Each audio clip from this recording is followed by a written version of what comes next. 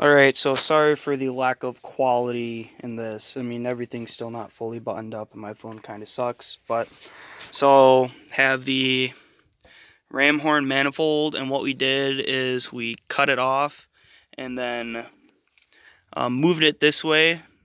So that made it so it would clear the AC and, power steering and everything else. We had to heat wrap the AC line because it came kind of close. There still is a heat gap there, or air gap there.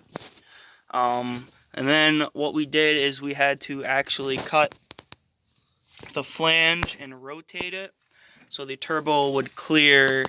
I don't know if you can see it right there. There's there we go. We had to notch some of the block out a little. Well, not the block. It's just the bell housing. There's nothing in there. That's fine. And then we ran the intake up through here, and then the radiator, got a half radiator, made a bracket using some self-tappers, and self-tappers down there just being held in by the grommets, and it's actually like, that's not going anywhere.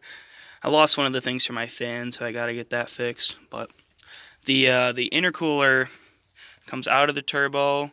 I had to get a 2.5 inch to 2 inch 90, but depending on what size of the outlet of your turbo is, that'll change. But so the intercooler goes down there, and we had to notch some of this out.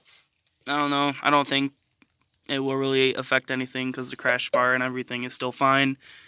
Then the intercooler, which we mounted through, we just kind of cut that out, then drilled through and screwed it in. And over here we didn't cut it out, but it's basically the same idea, just hidden back there.